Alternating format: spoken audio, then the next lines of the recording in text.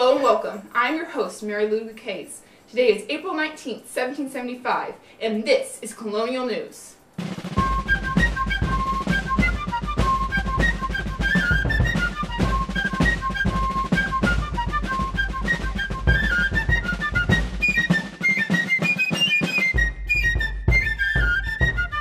Today was a very important day in colonial history. The first major shot of what a few radicals call the Revolutionary War was fired at Massachusetts Bay at the sites of Lexington and Concord. It is unknown to our reporters who fired the first shot. The implication of this action is immense. There is little doubt that the British nationals will take quick action to suppress the rebellion. However, the resolve of the colonies appear to be strong. We have in our studio Mr. Ralph Waldo Emerson to give his thoughts on the matter. Mr. Emerson. Yes, thanks, Mary. Well, this certainly is a bold move on the part of the colonies. Certainly the British military is amongst the strongest in the world. The colonies have virtually no military, no guns, ammunition, no military leaders. I suppose there is General Arnold and that Washington fellow. But unless the colonies can find an ally with France, this rebellion is doomed to quickly fizzle. So are you saying that the colonies should beg for forgiveness from King Henry III in England? Oh, no, not really. I mean, despite the odds and the circumstances, there's a spirit amongst the people in the English colonies of America. I believe this thing could grow some legs. This action could go down in history. I could be talking about this 230 years from now. Persons in England and France and Spain and all of Europe, Asia, Africa, they'll take note of the actions of today. Now, I believe that this is going to be the shot heard round the world. Thank you, Mr. Emerson. We now join our reporter, Penelope Barker, who is at the battlefield now.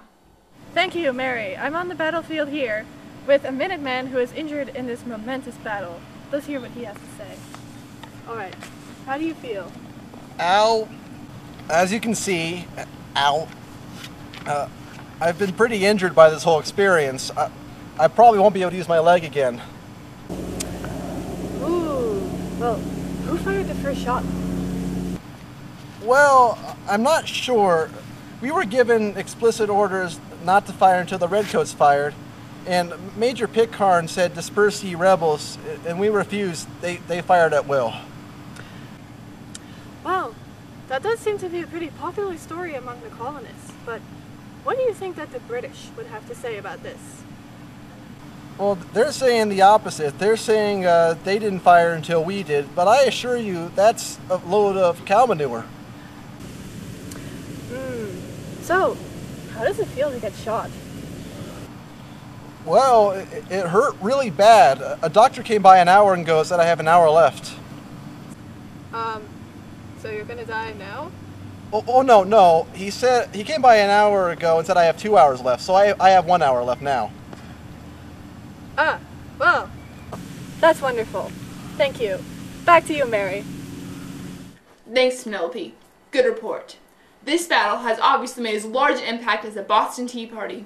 We have at the other end of the string and tin can Paul Revere to discuss with me the events leading up to this battle. Paul, everything in the colonies was going fine for a long time. Why do you think this battle occurred?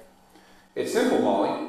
In the words of James Otis, taxation without representation is tyranny.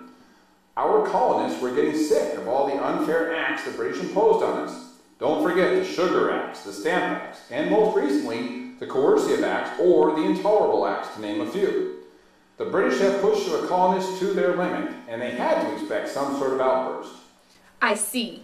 Paul, you spoke of the need of representation, but Britain claims that the colonists have plenty of representation. Why the dispute? Britain's form of representation is called virtual representation. This representation is usually a person from Britain to represent the colonies. However, this person is usually not from the colonies and has never been to the colonies. This person obviously does not understand the hardship that we, as colonists, have. We want direct representation. which allows us to send someone who has lived here to speak about our needs. I see, I see. What are the events today that caused the battle this afternoon? Well, Molly, for months we have been training Minutemen who are able to fight on a minute's notice. The soldiers awaited an aggressive move by the British soldiers in Boston. The man commanding the British garrison was General Thomas Gage. He considered our army too small for any real attack. He thought that the colonists were too small to attack. So when he received orders to arrest the rebel leaders Sam Adams and John Hancock, he instead decided to act on the rumor that Minutemen had stored gunpowder in Concord. He sent a detachment of 1,000 redcoats to Lexington and Concord. His intent was to surprise the colonists and take the powder without bloodshed. But that didn't work. No, the Patriots in Boston were watching the British too closely. And this is where you come in. Well, I would have to say that my contribution is getting all blown out of proportion. Let's just say that my friend, William Dawes, and I went out to warn neighboring towns of a potential attack. Then what happened? Well, we warned them. The Minutemen assembled, shots were fired at Lexington and Concord, and history will make its judgments on our actions. Indeed it shall. Thank you. Paul Revere, everyone. Well, obviously this is an important day for the colonies. But how will it affect the summer theater season? And how will new government affect fashion trends? Find out when we return.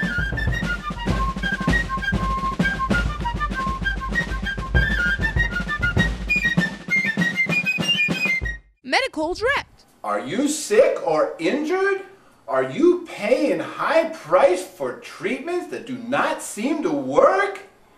Don't pay those high prices of doctors. Medical Direct. We have leg saws, arm saws, and finger saws. Medical Direct.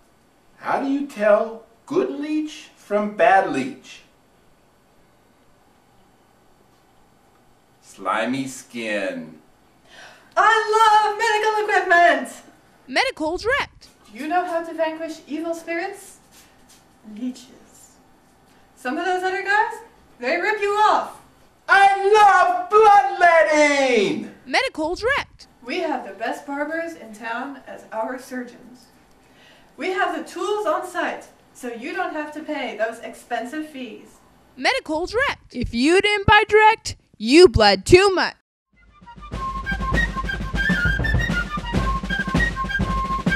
Welcome back to Colonial News. I am joined now by John Dickinson, the leader in trying to reunite Britain with the colonies, and Thomas Paine, a strong believer in independence for the colonies. Mr. Dickinson, I understand that you are writing a peace treaty called the Olive Branch Petition. Can you tell us about that? Yes, the Olive Branch Petition is an attempt to reunite the colonists with the British citizens. We're not going down without a fight, however. We want rights just as we were asking for before. Mr. Paine, I understand that you are writing a pamphlet opposite the intention. Can you tell us about that? Yes, in my pamphlet, Common Sense, I state that the root of the problem is not the kings or the ministers, but the Constitution itself. We need to start over with our own Constitution. America is larger and better, and a satellite should not rule the sun. And when will this be released? It's expected to be released January 1776. Now, John, you disagree with this. Yes, Britain is a great country. We should be honored to be under it. We need representation. Revolution is too far. We can reconcile. When do you expect the Olive Branch Petition to be released? Oh, quite soon. July 5th, 1775. Thomas Paine, John Dickinson, thank you very much. What about wartime fashion? We have our own Penelope Barker to help us out. Thank you, Mary. Young boys, three-cornered hats are totally in. These things are not just to protect you from the sun they wear, but a fabulous fashion statement. Don't forget to tuck in your shirt. Girls, please wear stockings and girdles. They are totally in. Waist sizes greater than 20, so last year. Women, don't forget your bonnets. Remember, used clothes are cool clothes. Wear your hand-me-downs. I predict Stars and Stripes will be big next year. Back to you, Molly. Well, that about wraps up our show. Until next time, I am Mary Ludwig Hayes, and this has been Colonial News.